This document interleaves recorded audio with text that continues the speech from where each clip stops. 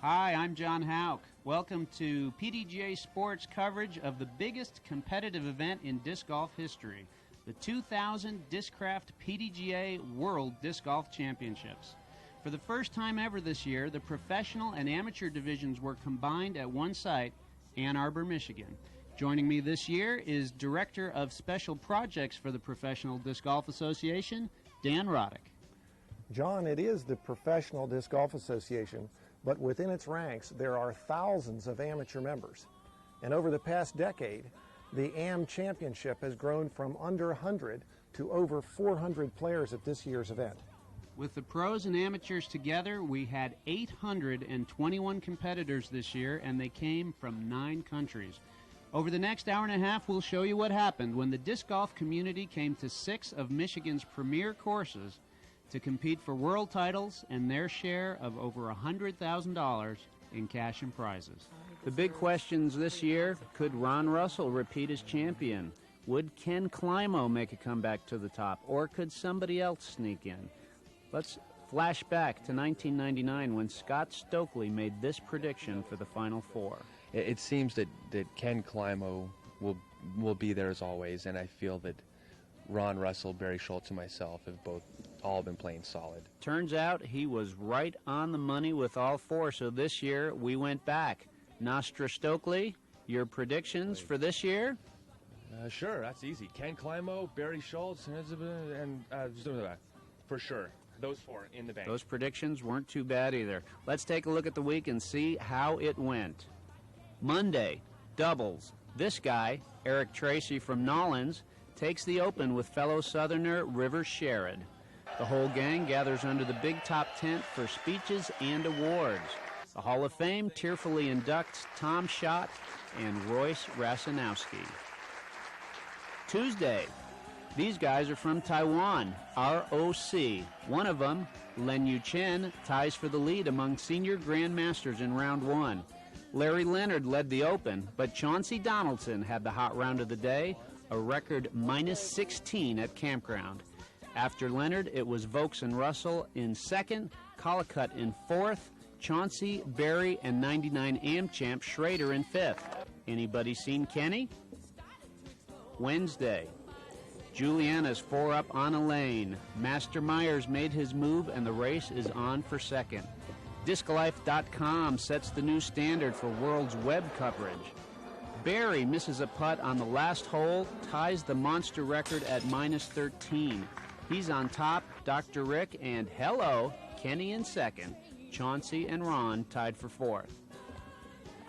Thursday, Juliana hurts her hand in the Hawthorne, loses 5 strokes in 2 holes, and Elaine is within 3. Kenny and Ron catch the number 9 train at the tunnel, as in minus 9, they share a new course record. But Kenny wants more, so he goes 4 down at Toboggan, another broken record, another broken record, another broken record. It's Ken, Barry, Ron, Rick, and the resurgent Randolph. Hey, Mikey, he likes it. Friday, this guy, please state your name, bangs back-to-back monster aces. Have a cigar. Meanwhile, this woman, his wife Patrice, hot flash, grabs a piece of the lead in Advanced Masters she would eventually win.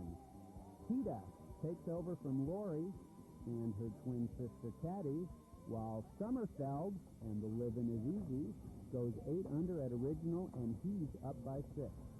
Ron Russell goes right, then he goes left. An injured throwing hand takes the current champ out of contention. Kenny's head of the class at Cass with a 49, his 3rd record in a row.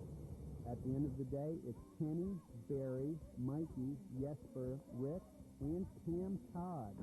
Everybody's back to the big top for the fly mark. Vendors report an unprecedented number of players replacing lost shifts.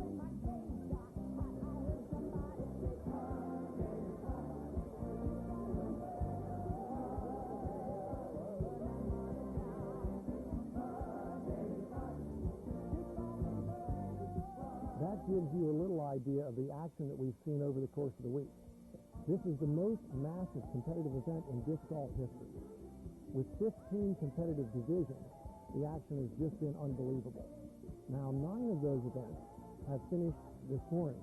We've got 6 more divisions to take a look at now. Let's check out some of the highlights.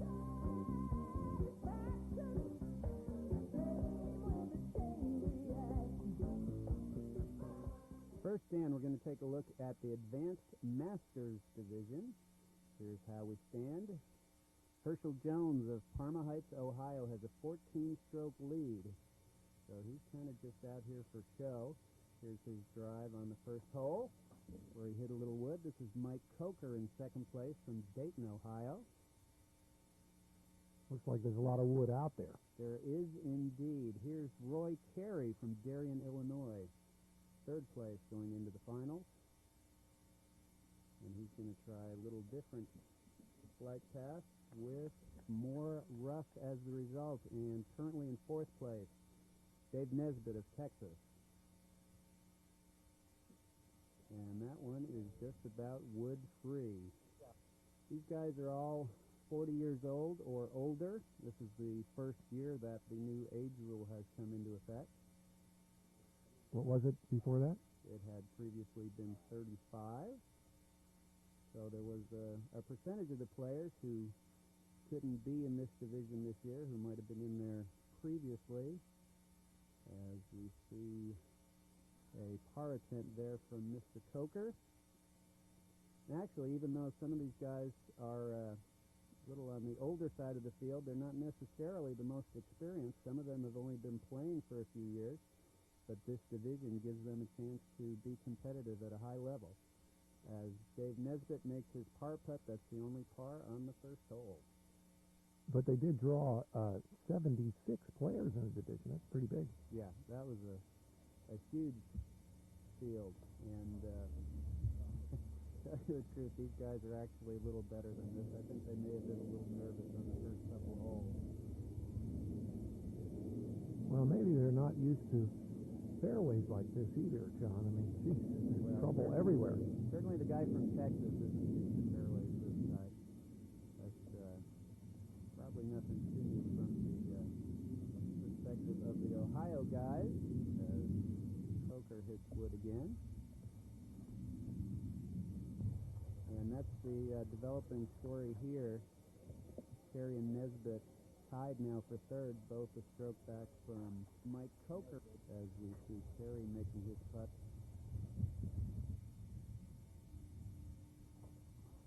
Yeah, one of the things you'll notice as we go through these finals is the way that the rough is cut. A lot of times both sides of the fairway has high rough, as Carey hits a tree early here on the 6th hole of the final,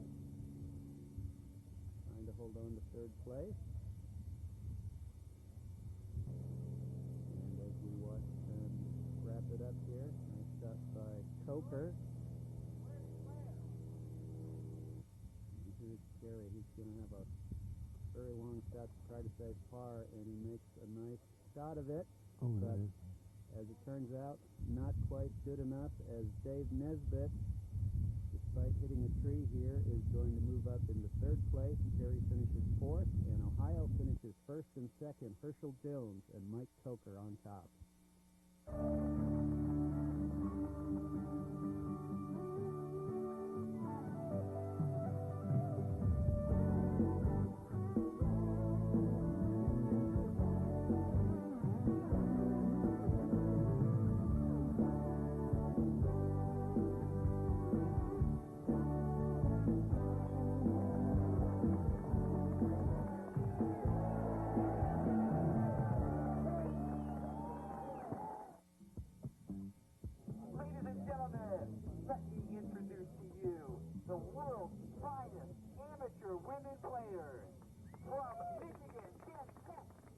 PDGA Competition Director Mark Ellis introduces the advanced women finalists. Jennifer Ketz of Ann Arbor in the lead.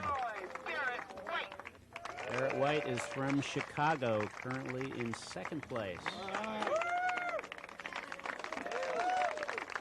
From Iowa, Des Redding. Des Redding is from Davenport, Iowa, the same state as Juliana Bauer. And from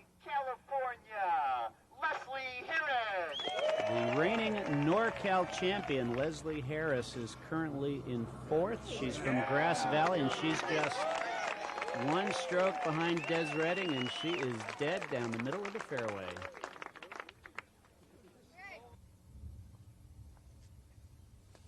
There's the second shot for Jen. She's got a 13-stroke lead going into the final, so again, we're not expecting much drama in the race for first.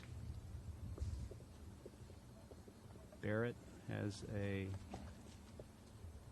strong hold on second place. That looked kind of like an ultimate player. She is actually an ultimate player, and I believe she's only been playing disc golf since April of this year. So she's picked it up pretty quickly here as Des goes into the rough on the left. Great drive by Leslie. Not so good on the second shot. I think they may be a little nervous as well here, Dan. They're not used to being in the finals of the World Championships with a gallery like this. I think this is the first time really that the timing has worked out to have such a good gallery for some of the divisions. Yeah, good job by the tournament staff to give each of these groups a little time on their own so they could develop their own gallery. And I'm sure the women appreciate it. Here's Des coming out of the rough now. Little straddle putt. Line was good, didn't quite have the distance. And now Barrett, just a little on the right side. Let's take another look at that one. Just couldn't grab enough chain, but we talked to her earlier in the week about her ultimate background. I've played ultimate for 12 years. 12 years, and what was it that got you switched over to, adding on disc golf? Frustrated with ultimate, a friend dragged me out after practice, and I got hooked. Got hooked, but you stick with the ultimate. It's good cross-training for your golf game, maybe? It's kind of good cross-training. It kind of messes up both games equally. Throwing a lid and then throwing a golf disc is a world of difference. Wow, what was it like for you being out there on your first World Championships? Hard. It was a whole different kind of game than ultimate. Ultimate is running and quick, and everything's changing in a second. Golf, you throw a really bad throw, and 10 minutes later you're still thinking about how bad it was before you can throw again. And now here is Leslie cleaning up her putt on hole number 1, as does Jen, as does Des, and we'll move on to hole number 2. They drew 27 players this year in this division. John, that's a pretty good field. Yeah, absolutely. It's great to see more women picking up the game, and obviously a lot of talent represented here in our lead foursome. Boy, she definitely throws like an ultimate player. A little bit in the rough there. But when you figure the short time that she's been making this transition, I think they better watch out for her. I think we're all extremely impressed as Des gets a hold of one. This is 350-foot hole, and she's going to have a putt here. She's got a very long, powerful stroke, as opposed to Leslie, who's got a much shorter stroke. I like the result. It's out there pretty well. She'll be fine from there. Quick look at the scoreboard. As you see, the race for third still pretty tight. We move on to hole number 6, where Leslie is once again right down the middle, and we had a chance to talk to her as well. What kind of advice would you have for girls who are just getting started at home and learning disc golf? Keep doing it. It's going to hyzer, but one of these days it's going to go straight. It will. And that day when it goes straight will change your life, right? Most definitely. Back now to hole number 6. Jennifer is just off to the rough on the right a little bit. And Barrett is right down the middle, so they've obviously relaxed and settled in a little bit by now. With these courses, knowing them had to be a pretty big advantage. Well, that's absolutely true. And Jennifer, of course, being from Michigan, had the best course knowledge. Although, with the length of some of these holes, you're not going to see a lot of birdies out of this group. But if they can keep their drives in play and make good second shots, like that one right there, they're going to keep close to par and score well, and that's exactly what we saw from the top group here, as Leslie is just about on the pin there as well. So Jennifer Ketz is our champion. We got a chance to talk to her when it was all over. What was it like being out there with the women from around the country who are trying to learn these courses? It was the best.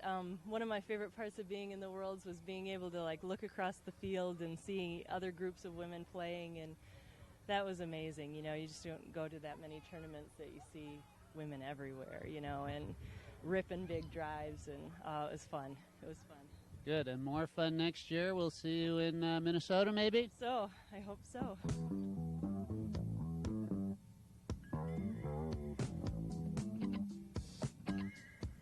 Okay, John, get ready to see the future of disc golf. We're looking at the men's advanced AMs. Leading the field from Ohio, Mike Summerfeld. And we're going to see some action out of these guys. They are young, they've got big arms, and they want to try to reach this hole. It's 395 feet, and they've got the arm, but it's so tight. Big hyzer shot for our leader, Mike Summerfeld. But he finds the woods. Lee Rosbach. Lee Rosbach, Oak Park, Michigan. He's got a 2-stroke lead on third place right now. 5 strokes out of first. And right along the tree line there. Yeah, Lee. Nice drive. From Minnesota, Curtis Gatlin. Now, watch this. Left-handed, upside down, hook thumber. Oh, my. Over the left side of the fairway. Lands in the middle of the fairway and gets a good bounce. I'm sure the designer had that in mind.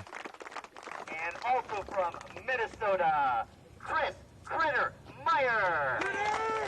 Two guys from Minnesota. That's the site of next year's Pro World Championships. And Chris is involved in it, actually. He's got a high enough, but not enough hyzer, so he's in the woods as well. And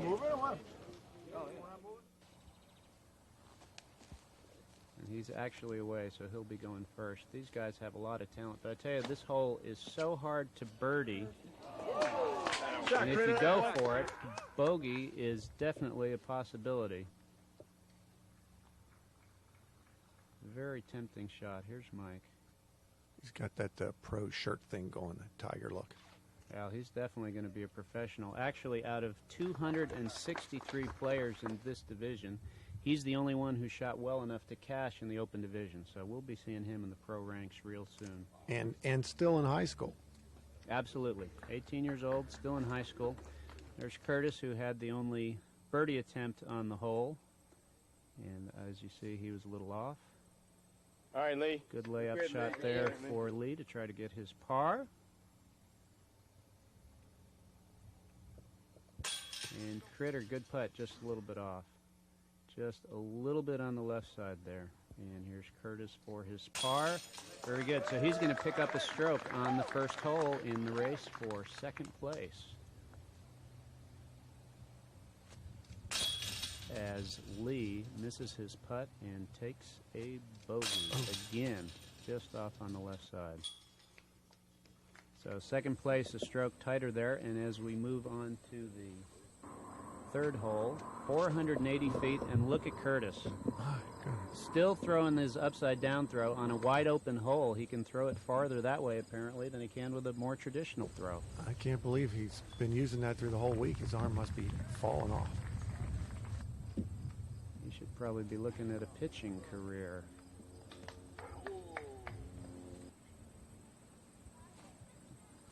And there's another putt that just goes out for Rosbach, and as we get to the tee on 6, you can see that he and Gatlin are tied in the race for second place.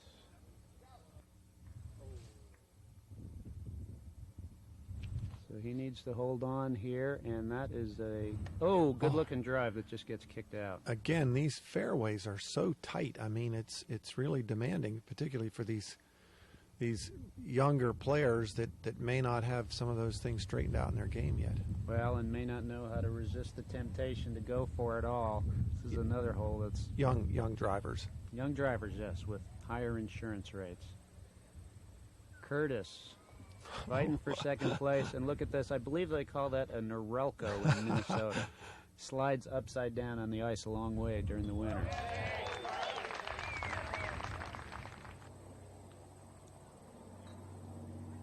And here's Mike, our leader, out of the rough.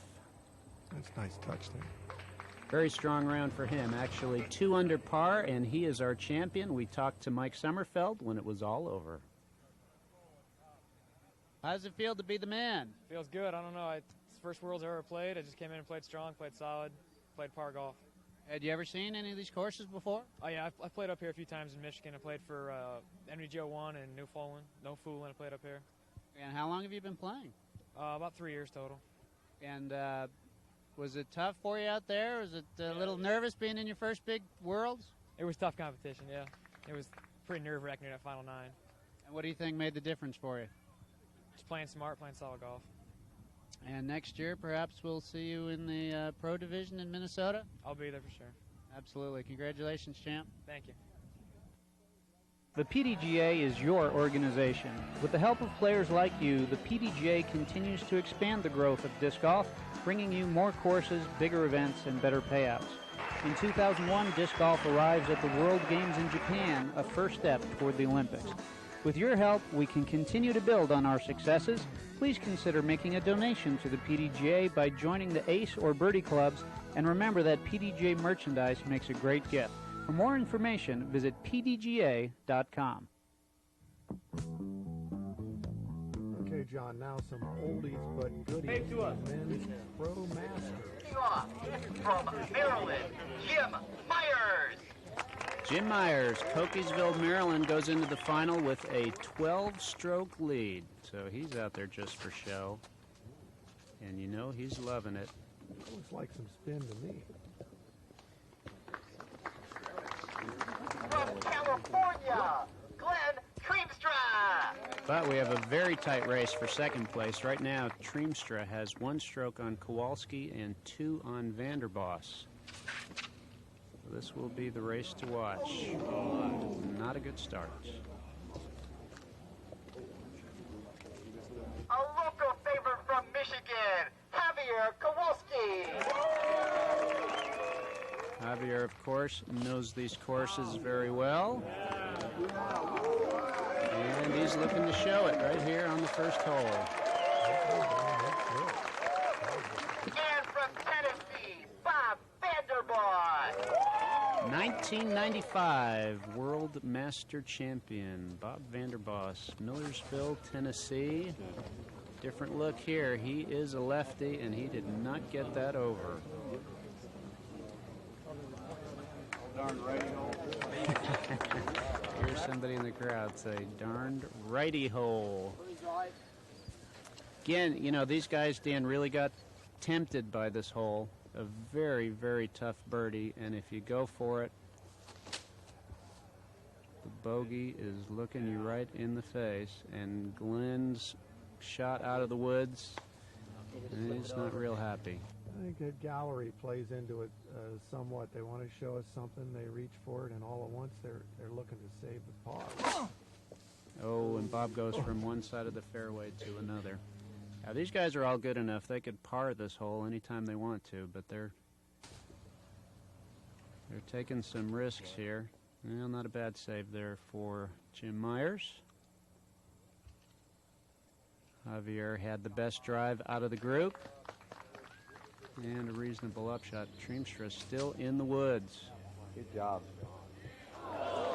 That one they like. Third shot for Vanderboss. Well done. And Jim for his par. He has had such a solid week. Very few rounds where he actually shot the best round of the group, but he never left the top. Just very solid, consistent play the whole time. And lots of putts that look just like that. As Javier gets the lone par on the first hole, that will tie him with Treemstra for second place. Vanderboss 2 strokes back. Boy, that's a nice drive. Nice looking drive on the second hole, 350 feet. Definitely within range for these guys. One big tree in the middle of the fairway, and that's how a lefty gets there. Moving ahead, we can see now that the guys have separated themselves once again. One stroke from second to third, one stroke from third to fourth, and a nice long roller by Bob Vanderboss. You know, a lot of these courses didn't have too many roller opportunities.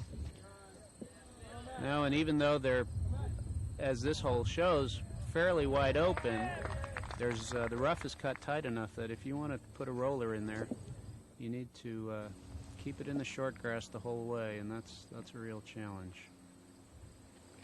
Oh, Javier would have liked to have that one back.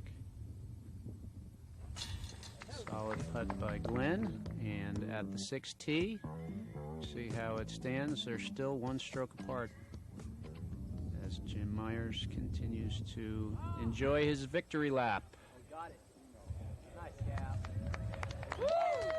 Oh, I think he knows how to play this hole. And another roller from Bob. Just caught a little bit of wood up there.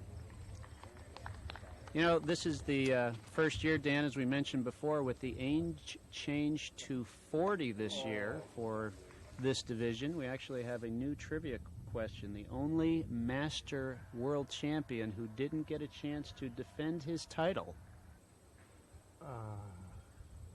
I know you got me. Come you on. Who was it? Last year's champion, Jim Oates, who is not 40 years old. He had to play in the Open division this year.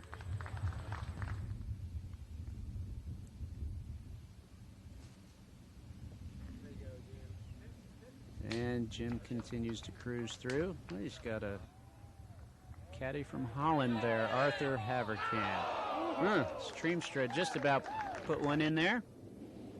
It is interesting that this division has had a history of really tight finishes recently. I know last year, the sudden death playoff, this is the first runaway in quite a while. Well, and here's Bob, who actually lost the title in that division in '94 in a sudden death playoff and came back very, very strong the year after. That was not a close race in Port Arthur in '95. He was really hungry that year. And he's looking to have to go over the top and upside down again.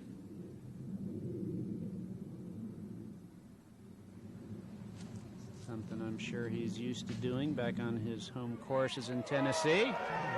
The crowd appreciated that one very much, and here we go. Tied for second, Kowalski and Triemstra. Vanderboss one stroke back. This is actually, Dan, one of my favorite holes on this course. We're actually on the monster course here. Normally hole number 2, 250 feet. With several different options. You can see there's a little bit of a gap to the right, a little bit of a straight gap, and a couple of wide gaps on the left. And plays well for a lefty there, as Bob shows us. Seems like a lot of these holes have some tempting options that have really big risks associated with them. And Glenn takes a different route there, and he's close to the basket, but maybe in the rough. A lot of this rough. Really thick. Well, they have a new word for it. What do they call it? They call it shul, I think, is the Michigan word. I don't know if that's a new word or an old word. But that's like so deep, they say, but the chiggers can't get in. Yeah. And Javier flirting with the edges of the shul there, and Triemstra had a chance to pick up a stroke. This is the 8th hole we're watching here. Mr. Myers with a birdie on that hole to increase his lead. Javier pars, and look what we got. 3-way tie for second place going into the last hole. Now the gap on this hole, as you can see, is on the right side of the fairway, so a good opportunity for a lefty to put one through there. But the basket comes way back to the left. So if you want to get to the hole, it's a lot easier for a righty to put one over the top, Believe it or not, that was have a it whip fade egg. back in. That one did not fade back for Myers. Too low. Treemstra is a little low. Oh, and he may be near the OB there. Actually, OB creek bed down the middle of this fairway. That looks right. Working. Oh, it sure does.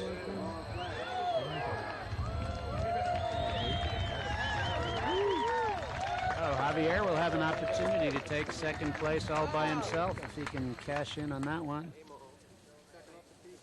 Jim Myers doesn't care. Treemstra did avoid OB.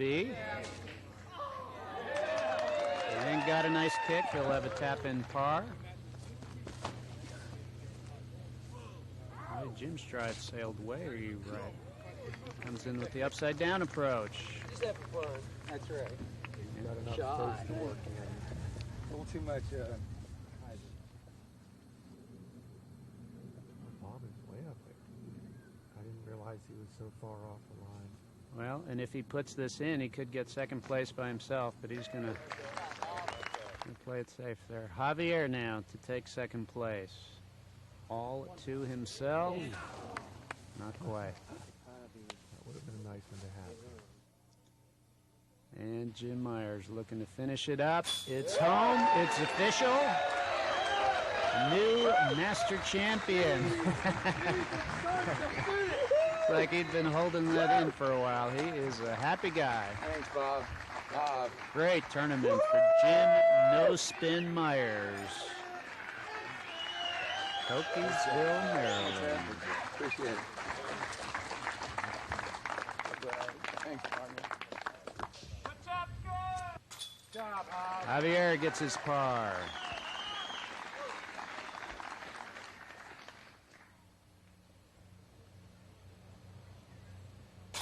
Bob Vanderbos gets his par. And Glenn Treemstra gets his par. So we finish with a three-way tie for second place. Great round by Bob Vanderbos. Shot 1 under in that round to tie it all up. And we're going to have a little closest to the hole contest here. I assume, Dan, that they're going to split the money and that they're just All for the trophy. shooting here for the trophy. So It's a good hole for Bob. absolutely. Little extracurricular here. Oh, looks like a good hole for Javier, too. So, As it should be. The local. with the CTP in place, that will do it for our Master Division. High fives around, and there it is. We had a chance to talk to our new champion, Jim Myers. Well, the game is mostly in the head, so I basically got my head farther together than before and just played smart on the difficult holes and grabbed the birdies where they're available. And now, Dan, the pro women, Mark Ellis. Tell us who they are. We have in this round the finest women golfers in the world.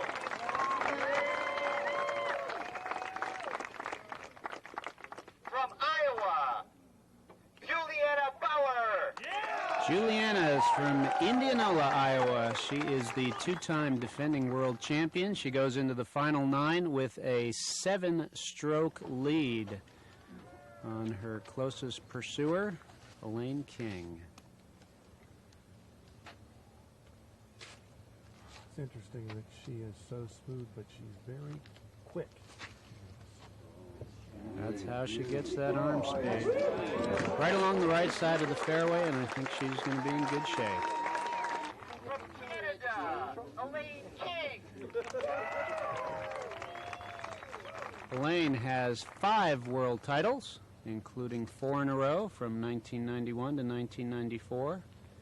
Still the record in her division. Oh, and she missed the fairway pretty badly there. From California, Annie Krimmel. Annie is perennially in the top 5 at the World Championships. And a former world record holder in the women's division for the distance throw. Florida, Deb Renner.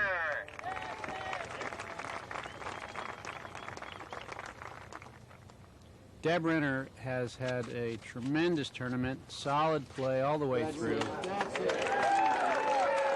Impressed a lot of people and made a lot of friends this week, and she is right in the middle of the fairway. As we get a good look at this record crowd, no parking spots available today. Elaine had to dump out from the woods there.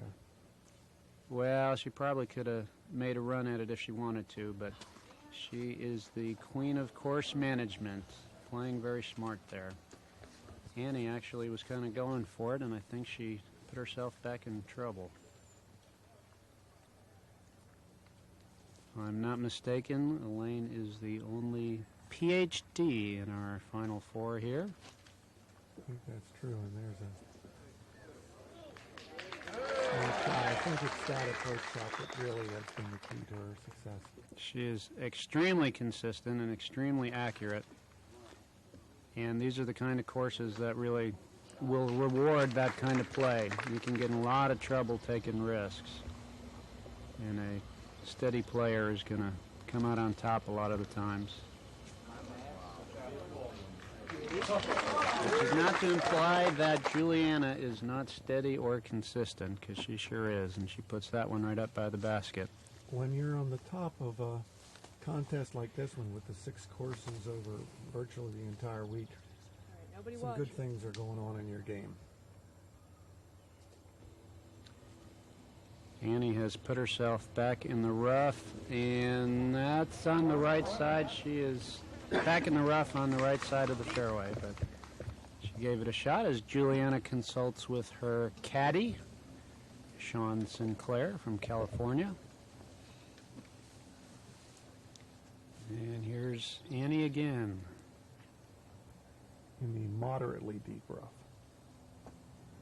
I don't know that that necessarily qualifies as shul. Oh, not quite. But a good run, and Annie will finish up with a 5 on the opening hole.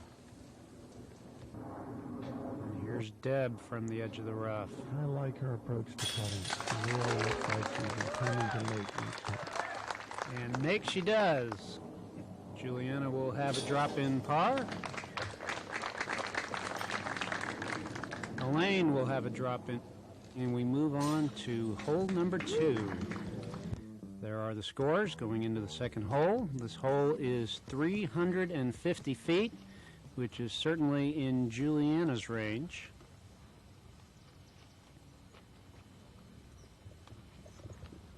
Good look at her footwork there as she launches one, just about in the heart of the tree, and takes a little kick to the left.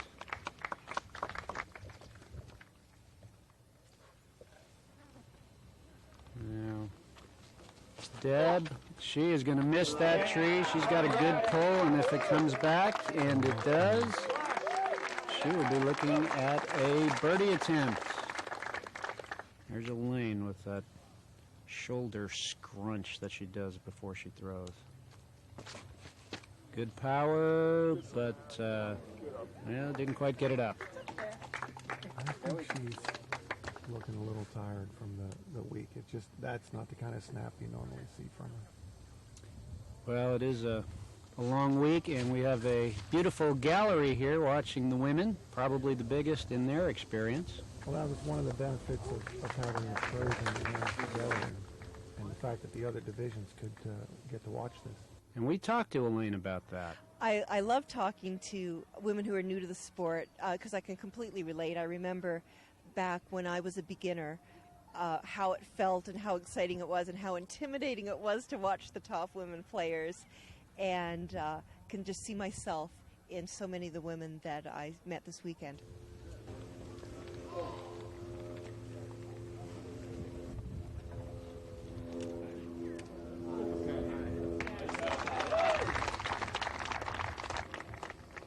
Here's Annie now with another sidearm attempt. And that,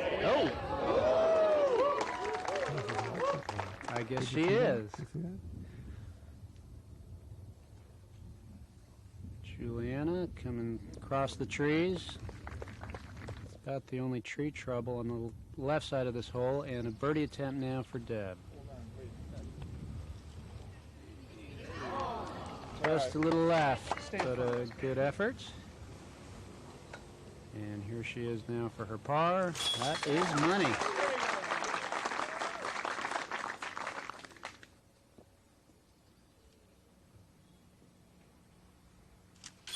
And Annie is in as well for her par. Annie has never won the World Championship, has she? I know she's been in the running, many of the last. Well, she's always near the top. Her best chance was in 1995 in Port Arthur, where she went into the last hole with the lead, and unfortunately her drive found a little water. But other than that, with the exception of Beth Tanner in 1996, I believe, this entire decade has been dominated by two women, Elaine King and Juliana Bauer, and Juliana is long and straight. This is a 480-foot hole. Not really within anybody's range to birdie this hole. So just looking to scrunch and then put one down the middle, take your par.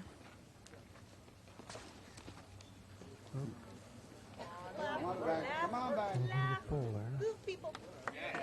But it came back. She's going to be okay. Now Annie, who certainly has the ability to put it out there. Yeah. Good carry, and just on the edge of the rough to the left. So good look at our leaders coming down. Really interesting, Dan, the different styles of play and the different strengths that we see here. Juliana, of course, has the big arm, as does Annie to an extent. Elaine, although she can put it out there, I think her hallmark is consistency, and we've seen a lot of consistency out of Deb this weekend. And there's another example. That's really what makes the game interesting. There's so many different ways to get it done, and it's very obvious to the viewer, too.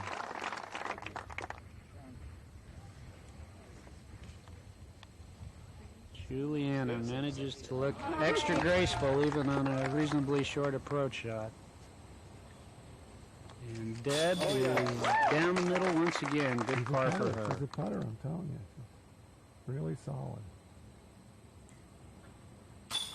Par for Annie. And Juliana and Elaine will clean up their pars. Now, one of the undercurrents that's new this year, Dan, that we haven't talked about is the chance for these players to help their countries qualify for the World Games in Akita, Japan next year. I know you're very involved with that. What's actually involved here in getting these women to Japan? Well, the first step here at the championship is to qualify the various nations for participation. And the women's division is a big part of that. And it appears certain that U.S. and Canada will be qualifying, and largely on the backs of Elaine and Juliana, as they've done so well. And in turn, each of them are leading candidates to actually be the women representing their countries in Akita. So once they do well enough here and their country qualifies, but that doesn't mean that they have necessarily qualified. That's correct, but as you've pointed out, they've both been so dominant in women's play that they're obviously the two strongest candidates. So this is a very important stepping stone in the history of disc golf for disc golf and actually Ultimate to be a part of the World Games, which is pretty much one step below the Olympics. Right. Especially just recently, the Olympic Committee and the World Games pointed out how closely they're going to be cooperating in the future. So it is a great opportunity for us. So it could be that disc golf and or Ultimate, a demonstration sport in the Olympics, and that's the kind of demonstration we'd like to see. Beautiful long putt from Juliana. Let's take another look at that one. Look at the form, the line, the pace, the accuracy, and a nice birdie there for Juliana. And Deb saves her par. What were we thinking were the strengths of Juliana's game? Well, you know, anytime somebody drives that well, it's easy to overlook their putting game, but she absolutely is a rock-solid putter. Now to hole number 5. As you can see, 290 feet. It's actually hole number 6 off the original course, over a valley. That graphic, yeah, doesn't show the real problem there. The elevation drop in the green is really a critical part of this hole. Yeah, there's really not much difference between the tee and the basket, but it's a big valley to carry, and if you're not long enough, you've got a lot of uphill to negotiate. But more so than that, this is a very tight gap that they're trying to hit, and significant rough on each side. Oh my. And after a couple drives, well, Annie got a nice kick back to the middle. That was not turning over for her, but Elaine was on the left side of the fairway, as was Annie. Up the hill, and ooh, she made a run at it, but she's a little deep. Similar shot here for Elaine. And she's right there. Looks like Deb has a sidearm coming out of the rough. And got a little tree help. Juliana has the lone shot at a birdie, and it's, oh, just about. Annie to save par.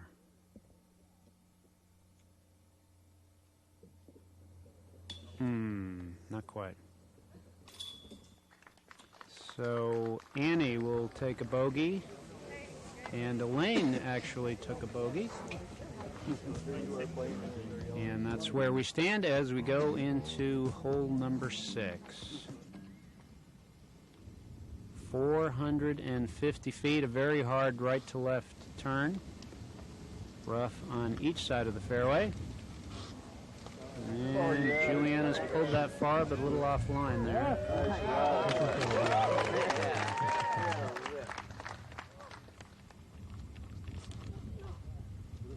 Oh, look at this. That's sweet. Very nicely played. Again, this hole is not really in anybody's birdie range. They just want to set themselves up to have a good, clean second shot. And Elaine has certainly done that.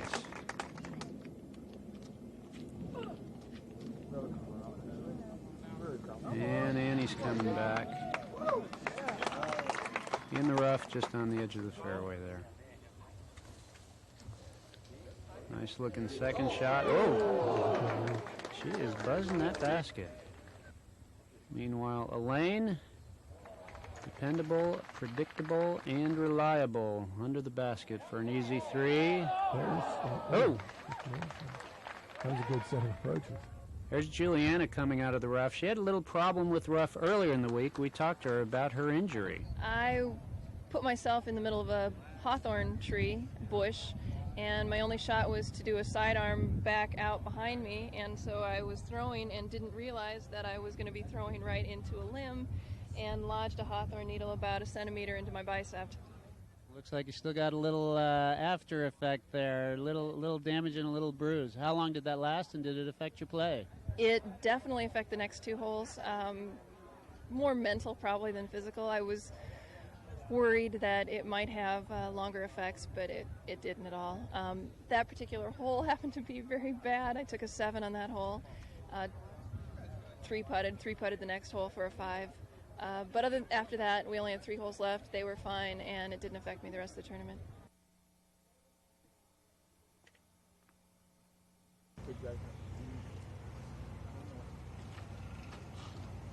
On now to hole number 7. Can't see the basket. It's tucked way back to the right there, but if you can see the hill out there. Oh, yeah. There's a small opening in the trees about even with that hill. Can they reach that gap, you think, enough to actually go down in from the tee? Well, I think it's probably long enough that the gap might be reachable. And Annie's going to take a shot at it with a turnaround. Distance change. Come on. Nice. She got the gap, but to get into the gap and to the basket, that's a tall order. But that's how you do it on your second shot. Deb set herself up to where she's got a pretty good look at it. Juliana looking straight ahead at the basket, and she puts herself right there. And there are our scores as we head into the 8th hole of our final, 250 feet, with options right, straight, left, and wide left. And Juliana goes for a wider shot, but hits tree and kicks her out. Same line for Elaine, with a little better success. Deb takes it up the middle, a little bit of turn. She's going to like that. And inside. Well, that's not the right angle for the inside route. Tough one for Annie there. We move on to hole number 9, the last hole, 400 feet. So Juliana might have a shot at that. You see a big S-curve. If you want to go for it on your drive, it's got to go way left to right and then come back. Oh, that looks like it's a candidate. Come on. It sure does. In fact, Dan, I think we saw a birdie on this hole in the last hole of the mixed pairs as we watched Deb. Well, she pulled it a little bit, but she had a great week, and we talked to Deb about her experiences in Florida. We have Sarasota Sky Pilots. We have over 350 members, and the club is great. It's mostly amateurs volunteering their time, pros volunteering their time, and just making the club work. We're local, but we have a lot of people throughout the state of Florida. We help other clubs. We now have a fabulous Florida tour going on. It's killer in Florida. So I don't travel that much. Some people might not know me, but I'm in Florida. And I'd love for you to come down and see me. There's a different approach. Elaine just plays it nice and safe. She doesn't really have the arm to birdie this hole. She's going to play for her 3. And look at Annie. Wow. That was nice. Nice guy.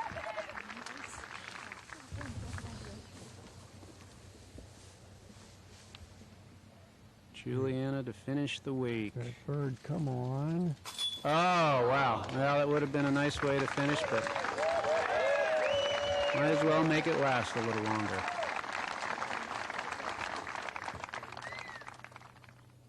And here's Deb for par.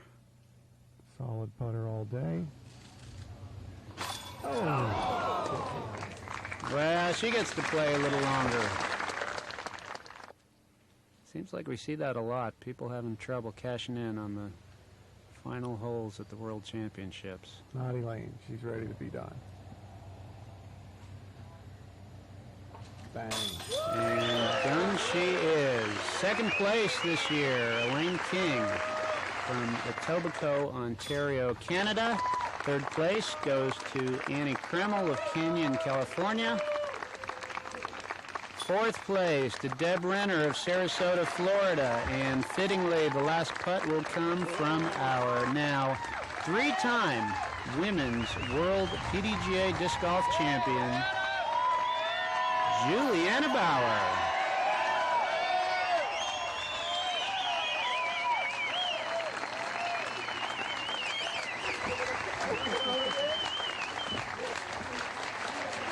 What a great week for Juliana.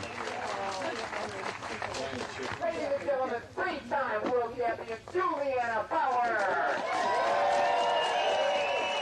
Well, there's going to be a lot of hugging and handshaking for the next several moments Everyone wants to congratulate our champion. There's Mark Ellis, the PDGA competition director, whose voice we've heard this afternoon.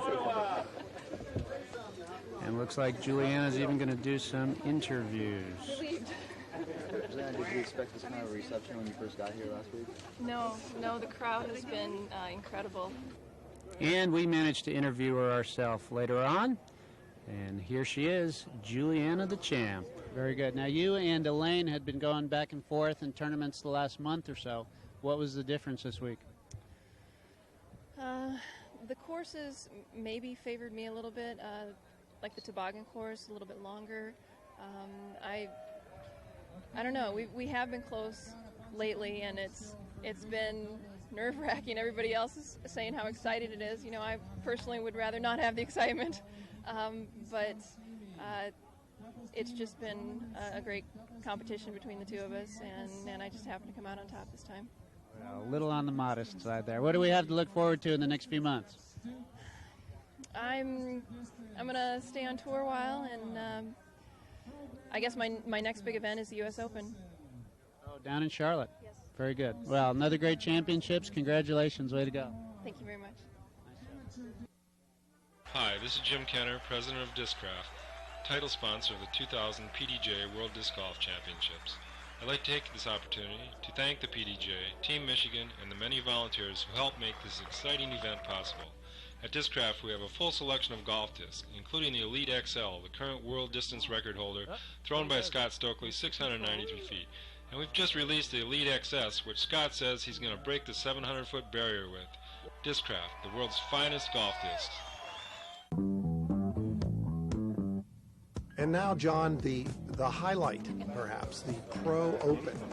There are the standings as we head into the final 9 holes, and to introduce our players will be the PDGA administrator, Brian Henniger. Introducing first of all in 4th place at minus 44 under, a previous World Master and World Grandmaster champion at the youthful age of 51, playing in the Pro Open final from Bowling Green, Kentucky, the amazing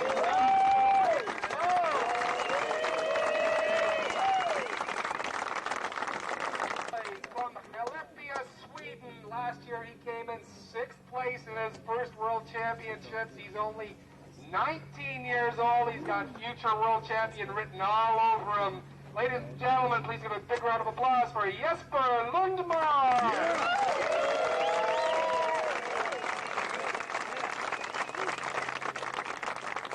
In 2nd place, one of the game's classiest acts from Sheboygan, Wisconsin, this year's Masters Cup champion. He's won many Super Tours the last 2-3 years. Big round of applause from Sheboygan, Barry Schultz.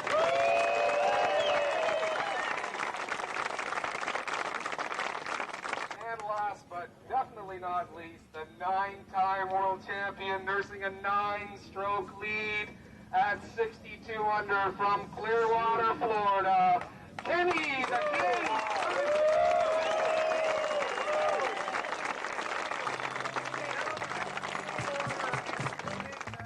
Okay, so we're ready to go. Here's another look at hole number 1. Again, at 395 feet, these guys have the power to reach the hole, but it is almost impossible to birdie. Can they really power it through down at tree level, or do they have to? They have to be up above it. No, I see. I would think maybe a lefty might have a chance of going through at tree level and letting something else back, but just brutal for a righty. At the same time, these guys aren't about to put a 250-foot drive out there and play for the easy par. But, as we've seen before, they go for it and they miss the fairway. It can be a lot of trouble. And here is Jesper Lundmark, and there is the first kiss of the disc that we'll be seeing all afternoon. If he can hold on to 3rd place, that will be the highest finish ever by a non-North American player. And coincidentally, the best finish previous was 4th place by Svante Eriksson, who's from the same hometown, Skellefteå in Sweden. And the amazing Dr. Rick at 51. We used to play even, John. That's really discouraging. Well, you know, this year he qualified to play in the Master Division, and he qualified to play in the Grandmaster Division, even with the age going up, but he stayed in the Open, and he has had a tremendous week. Well, of course, you know, a number of years back, he opted for the Masters Division when he became eligible, played such great golf that he actually would have won the Open. Right, that year he won in Cincinnati, maybe? Yes. Got one right. All right, Barry, putting the knee on a towel, which, by the way, you can do in disc golf. You're out of there when ball golf. And that's a good-looking shot. A little short, maybe, but well within Barry's range. And this is what we've seen from Rick all week. Safe on the drive, close on the approach shot, and he is extremely patient. He'll take his pars when that's the best option. There's Jesper with the kiss. Every shot, John? I think pretty much every shot. Decent shot for Hen. Ken actually had a real nice drive. He's out in the middle. Let's say in the 60 to 70 foot range. So legitimate shot at what would be the first birdie of the day here. And just about. So he looks at that and figures this is going in most of the time. This year especially, his putter really came alive in the last few rounds. Actually, Barry Schultz, who makes his par here, never got below second place all week once they put the pools back together. Had first place for a while. There's the kiss. Dropped down to second, and it was only when Ken's putter really came alive that he was able to put some distance between him and Barry as Jesper buries his par putt. And Dr. Rick will take his par. It was very, very close between Ken and Barry all week, and Ken had 3 consecutive course records. And that's what it took to put him in the lead, because Barry was still playing great the whole time. So here now will be Ken on hole number 2, 350 feet. Really only one tree to contend with, but it's caused trouble so far today. But this is certainly a hole that these guys would expect to birdie. Ken's keeping it low. Oh my. And a little to the right. We haven't seen that tree hit yet, but that's going to take him out of birdie range. Now Barry. Well, we saw a number of the other divisions try to solve this hole earlier, and they really weren't able to do it. Well, they should have tried it that way. That's nice. Barry's had a tremendous year. 4 Super Tour wins to this point. No one has more than that. Ken also has 4 at this point. As we see Jesper, a little bit to the right, obviously using a nice overstable disc. And he's even closer than Barry. Take another look. He sends it out to the right just about flat, but his overstable disc just fades right onto. They made it look pretty easy, actually. Yes, indeed. And Dr. Rick, while he doesn't have the he's got to be down gun on power. A little tighter line. Pretty much straight at it. Actually kind of went under the basket, but he's definitely in his range there. He wasn't giving up too much there. So Ken is actually the only one who will be laying up, although he gives it a little run.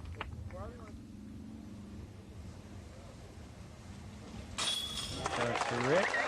That's got to be Rick's story there. I mean, a little bit off of the drive length, but still well within his range.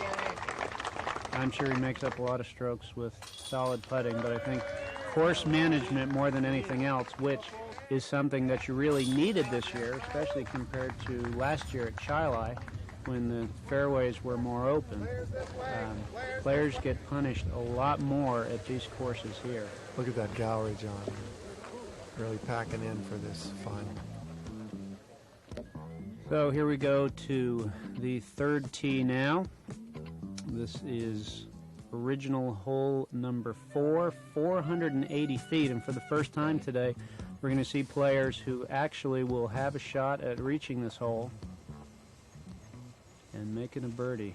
We saw Barry last year get to a 911-foot hole in 2 shots, and he's got tremendous distance on that, but a little offline. Here we take another look. Barry's got a big hop in his step.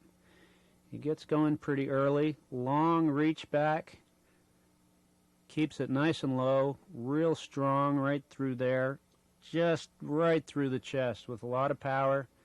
Keeps his upper body down low on top of the disc, and it doesn't get much better than that. Although I think if anybody here has a little more arm, it's going to be this guy. He's so smooth. And he's fallen off a little bit too, but he had great distance on that.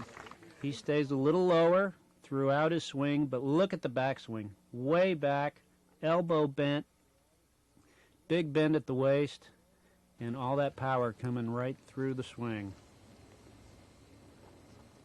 You think Rick's got it to reach this? Rick, hello! Rick doing his best Gerald Ford imitation there.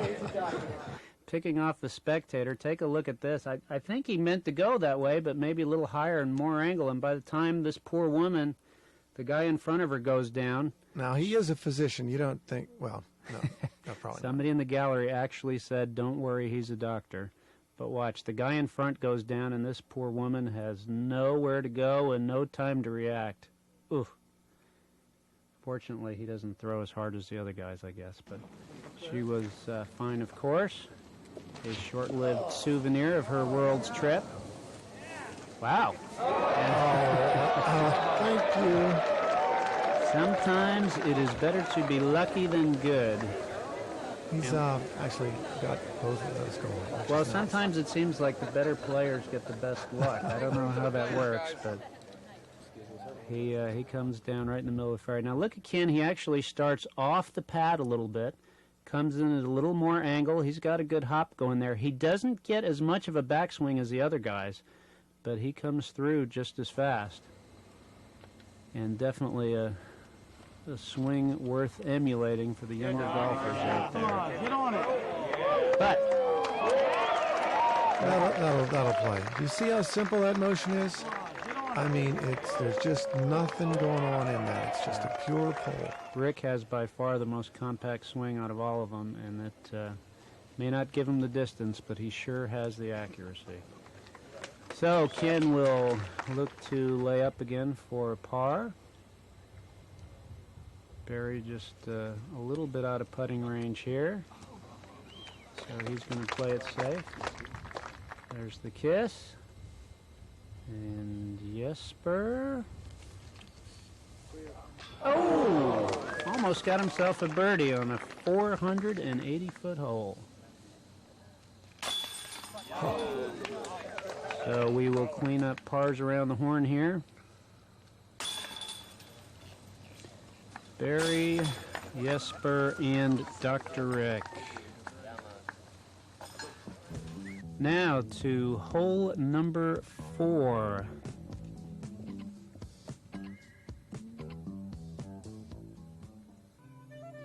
$365 feet.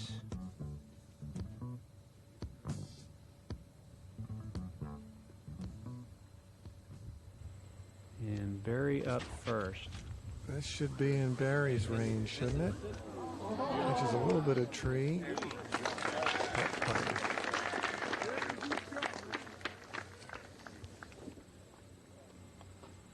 Did you see the kiss? Yeah, I did catch that. I think it's pretty much been every shot so far. Nice and smooth and straight. Wow. Hit the tree as well. Let's take another look. You see, these guys are trying to go in the gap between those two trees. Certainly a makeable shot for them, but I'm kind of surprised with their power that they don't go for the big wide shot all the way around the right. And Dr. Rick, oh, he's going to make some more new friends over there.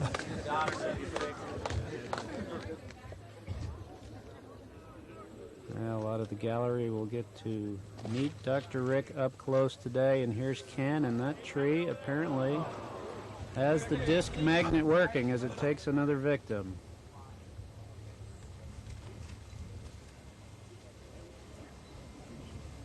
Well, that was a little bit short. I think he might have got a little tongue on that one. I wasn't going to go there at all. Kind of the Al Gore approach. Good shot by Jesper.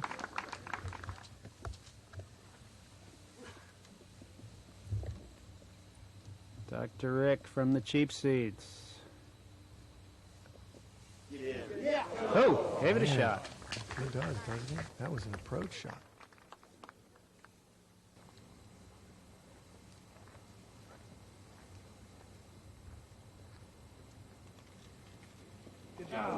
Not quite.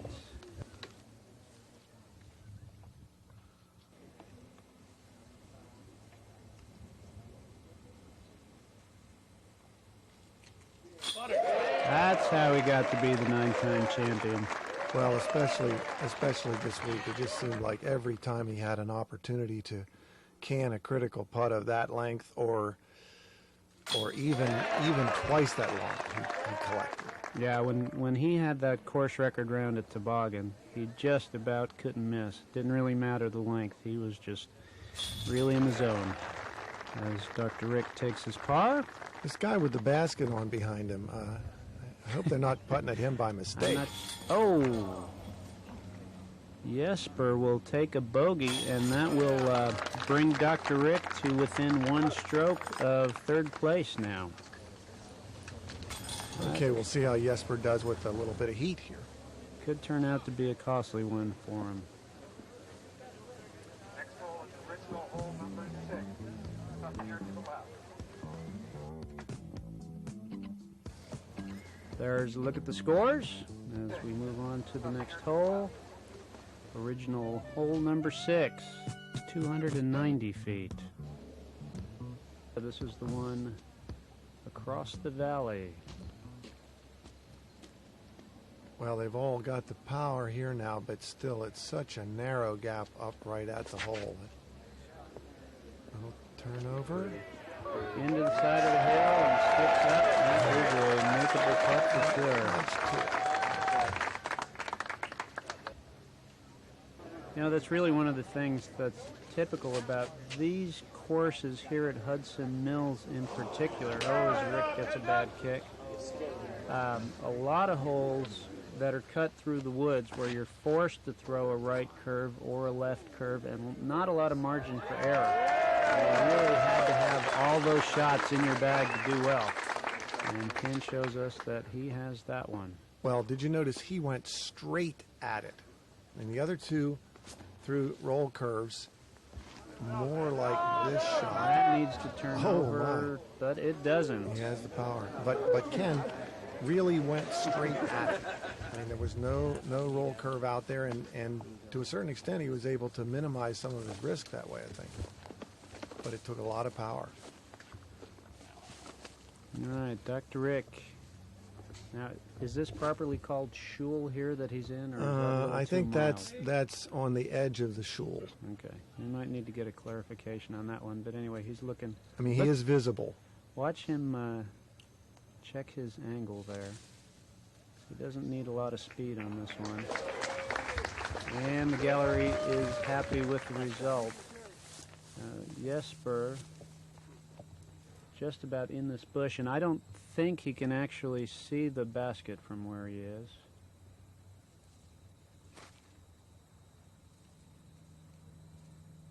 But he's not more than 50, 60 feet. Oh, and he hit the pole. Nice shot. A routine shot on a hole that's been a nightmare for a lot of people through this week.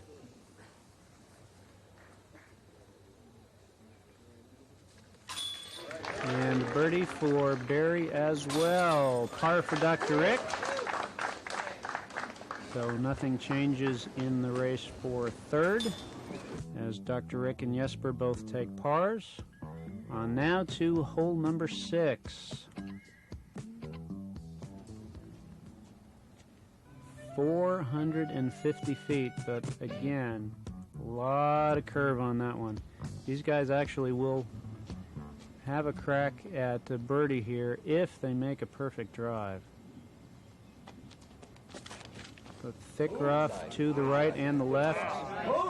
Barry goes tight on the left side, tight on the right side, and winds up with a putt. That was so low. I mean, you really had to penetrate through there. Can't do much better than that. And I'm going to guess Dr. Rick's not even going to think about a birdie on this one. Well, if he wants to hang with the young Swede, he better be thinking birdie, because I think that's what Jesper's going to be thinking. No doubt about that.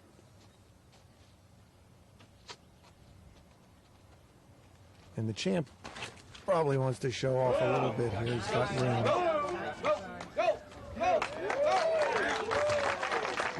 That'll do. That'll do. Right up near Barry in the shortcut. Yes, Okay, a little Kroner hanging on this. What's he got? He's high. Oh, did he kiss? He kissed. Maybe not. Oh, yeah. Oh, okay. And he kissed a tree on the left side of the fairway, dropped straight down, so not really in... I wonder if they ever fight. I mean, if things are going badly. I'm sure he gets along with his discs very well. So I think he maybe had the distance to put himself in putting range, but he's certainly not going to have a clean look at it. Well, this would sure make it interesting for Rick. No. He's playing for par. Now Jesper, he's got a bush in front of him. He tries to go over it and does. Nice job. Raise it right up.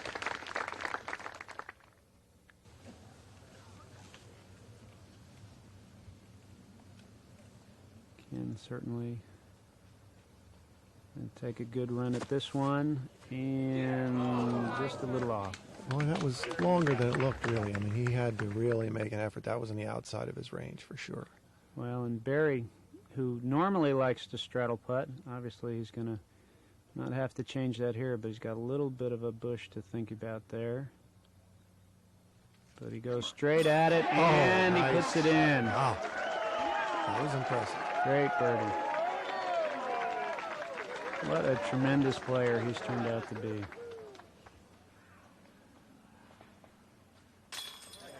Very nice. Well, the crowd's getting a bit of a show here now, and they've got this third place race to look at, too. That we do. So the lone birdie for Barry will put him at 56 under par. So we move on to hole number 7. Again, this is a variation of the permanent hole number 1 on what's called the Monster Course. 410 feet to the pin, but in order to get there, you've got to get through a narrow gap and brave some very thick rough.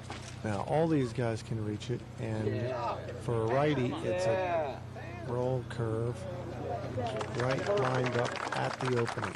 Now, great job by our camera crew. You can see that Barry's going to have a good look at it.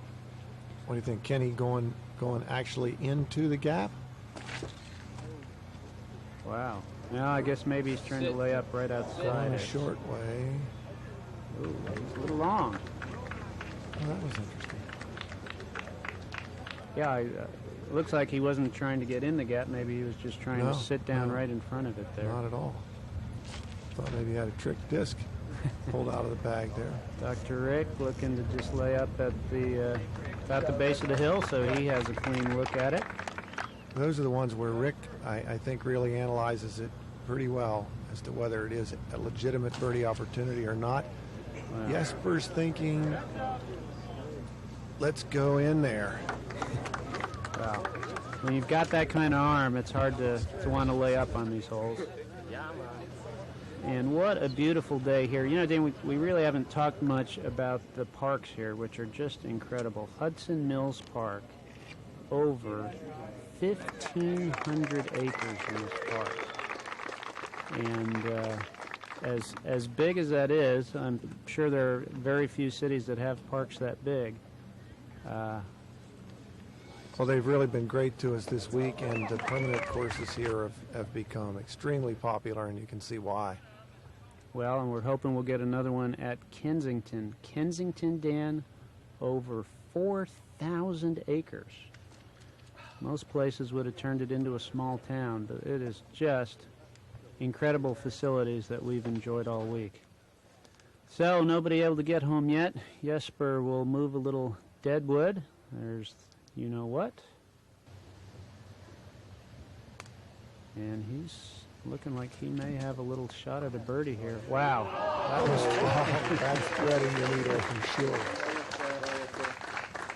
You know, that was pretty risky. Absolutely. But he's not looking to do any laying up. As Barry scores again. That's his par. Jesper's par. And pars around the horn as we will move on to hole number 8. 250 feet this time. And as we've seen before, several ways to get to the hole, none of them easy, and all of them involving some danger. Map showing us I think what's generally the preferred route. Wide left to right around the outside. Well, they've had a series of left to right curves here for these right-handed throwers. Making them work. Ken and Barry take about the same line, and Ken, Wow. I said he wanted to show off.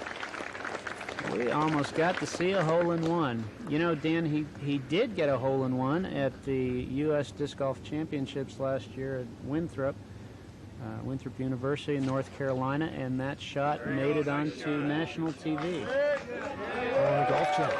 Actually, CBS, I believe it was, really? on one of their little golf updates, showed Ken Climo's disc golf hole-in-one on a national ball golf broadcast. Well, he almost got a chance for another there. Jesper takes the more direct approach, and he's going to like that. You can see these greens are not very big and not very forgiving. Thick rough pretty much on all sides here. Dr. Rick could sure stand. Rick could use that. And he gets it. Got it. It's feeling good.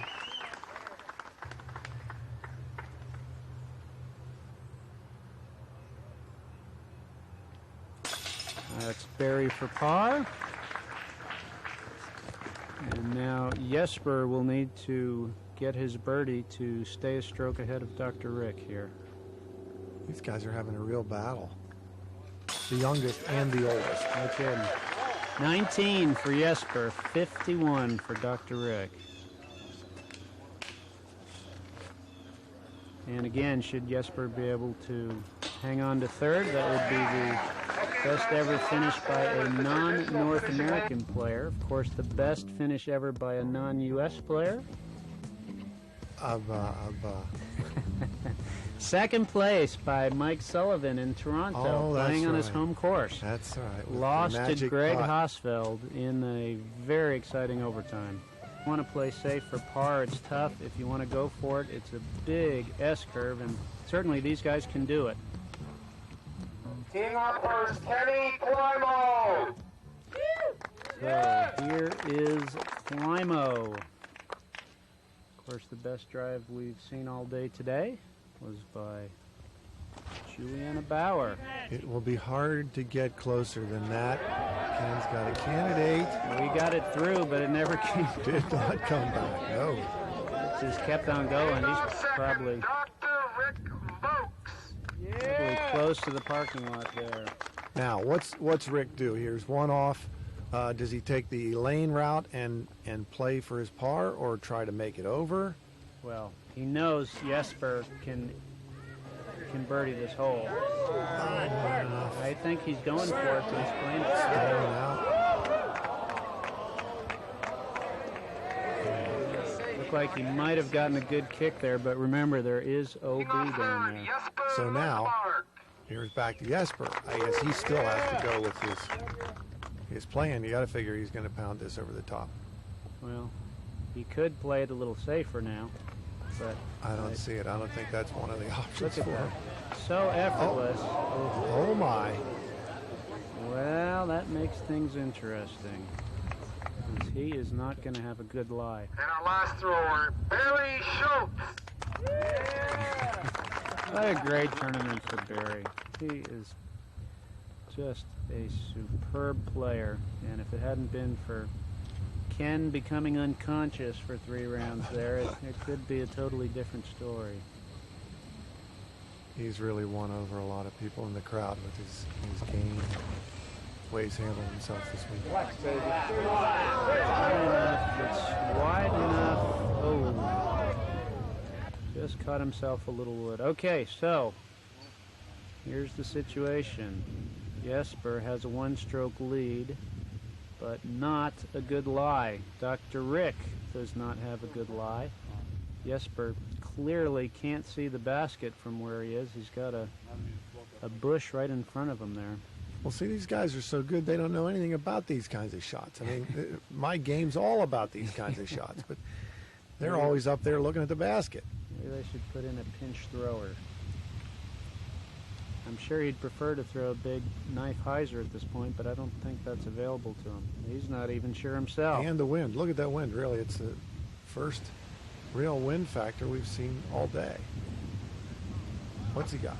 He's just trying to get it up there high and let it come back, but he... Oh, must have caught something early. No, he hit the tree. Fortunately, he came down in the open there. Oh, boy. Making it exciting in the race for 3rd place. Barry, of course, has 2nd all to himself.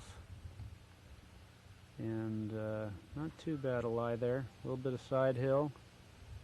A little bit of tree in his way. Of course, big tree up by the basket. A little deep, but certainly well within his range. And Dr. Rick must have got a nice kick out of there because he's right on the fringe, pretty much in the open. This is a big shot, John. Oh, and he's not happy. Oh, man, the door was open. Well, it's not necessarily closed yet. I don't think Jesper has a good shot at a par putt here.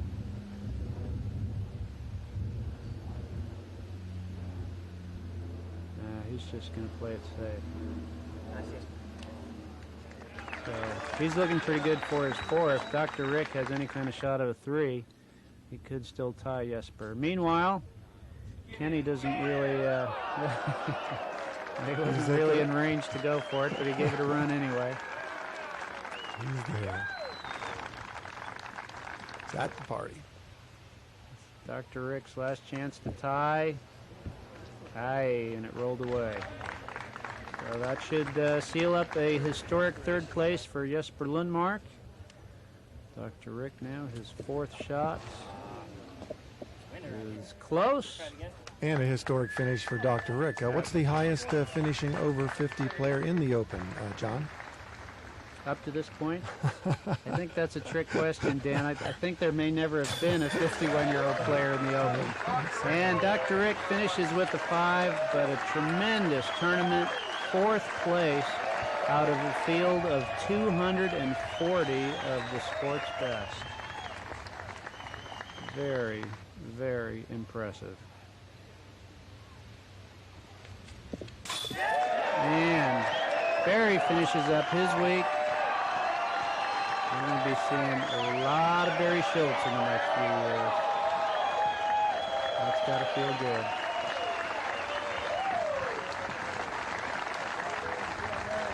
He won some believers, that's for sure. There's Jesper with his 4. What a great tournament. 19 years old from Skellefteå, Sweden. Ever by a player outside of North America. 3rd place goes to Jesper Lundmark.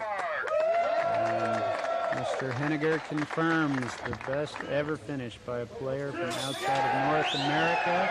We got it. There is victory number 10.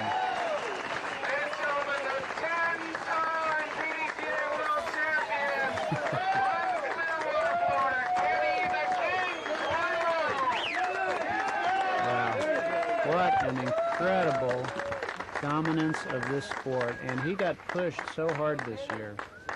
He really had to play great to get this one. So look at all the cameras this year. It is unbelievable the way he does it. Just course after course, year after year. Ken calling for kudos to Team Michigan for a great job this year. It's here for everybody that came here, man. A lot of hugs, a lot of good feeling. A lot of people wanting to talk to Ken Climo. We're going to make sure that we do that and talk to some of our other finalists coming up as this great tournament has finally come to a close. How's it feel to be 10 times world champion? Well, one better than 9, I guess. Yeah. Second 2000s, Kenny? Oh, see if we can get that streak going again. All right, 3. Please. Colorado. Got my boy Johnny McRae. I like you already. Let the signing begin. I'm sure his wrist will get a good workout from here on out, even though the tournament's over. There's the final scoreboard. Let's talk to some of our finalists. The 6 courses that we played this year, which one was your favorite? It was the Monster course. Really? What did you like about the Monster? Long holes. You just like to be able to throw far, is that it? Yeah. So you did a great job this year, 3rd place. How do you feel?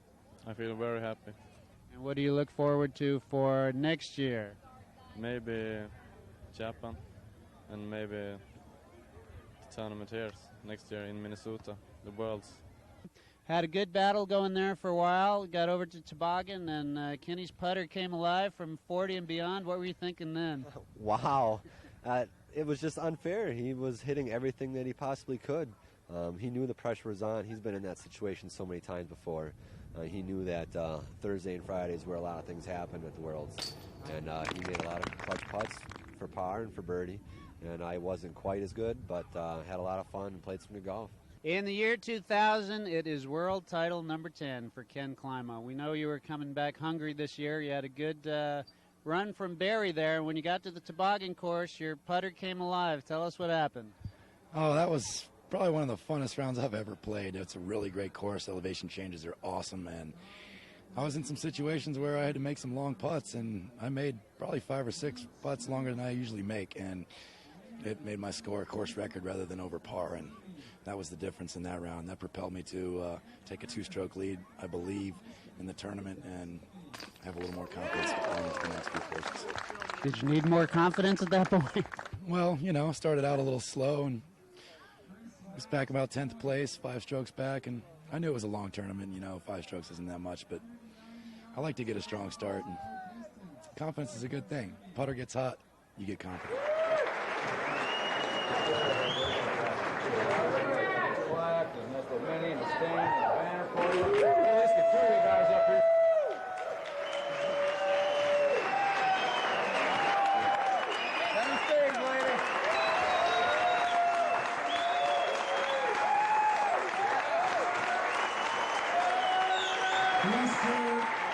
Yes, sir. Fly home the long way, having won $3,382.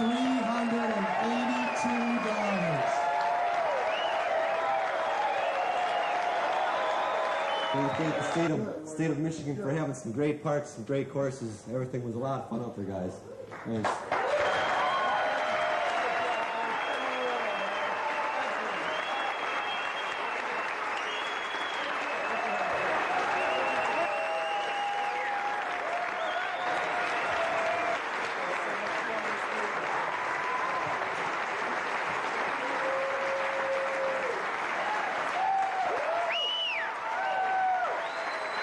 Dan, we had a great week here in Ann Arbor. We had a couple days of rain to start out, but the weather cleared up for us and stayed that way till the end. These parks were unbelievable. We had tremendous support from Discraft and our other sponsors. The PDGA and Team Michigan did a great job putting this event together. It really was an impressive concerted effort, and the result was something that's historic. To have the chance to have the AMs and the pros together in these great courses, it was something special. We may never see anything like it again. Don't forget, some of our players will be moving on to the World Games in Akita, Japan next year, but we'll see you at the 2001 PDGA World Championships in Minnesota. He's Dan Roddick. And that makes him John Houck. And we'll see you next year in Minnesota.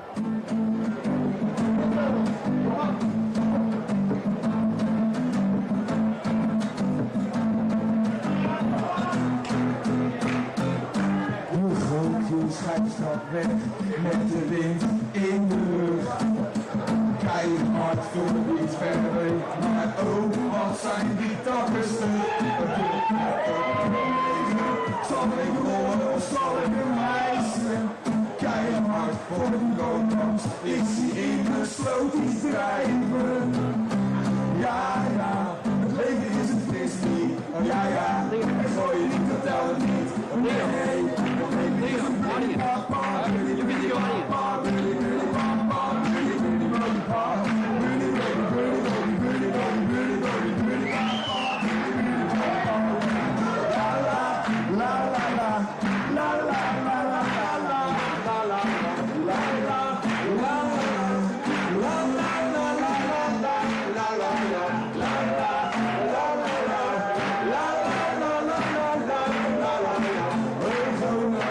So slecht als Ken Kleino.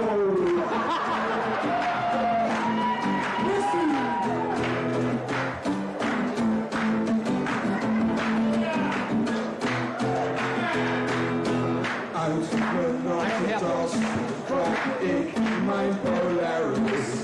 Kijk hard voor de bonus, maar ik hoop dat die er weer is. De natte wind. Vergeet ik mijn kruis ontslaan bij Dead Cat Valley, maar ik wil er voor gaan. Ja, ja, het leven is een frisbee. Oh ja, ja, dat hoor je niet, dat telt er niet. Oh nee, nee, het leven is een doel. Buddy, buddy, papa, buddy, buddy, papa, buddy, buddy, buddy, papa, buddy, buddy, buddy, buddy, buddy, buddy, buddy, buddy, papa, buddy, buddy, buddy, papa. La la la la la. La la la la la la la la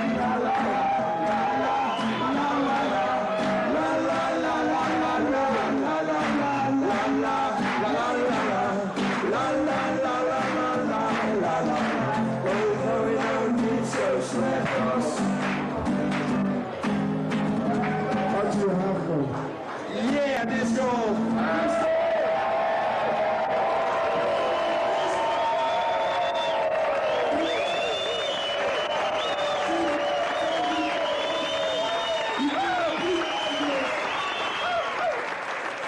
Celebrating World's 2000 Disc Golf Championships this year. Are you a player?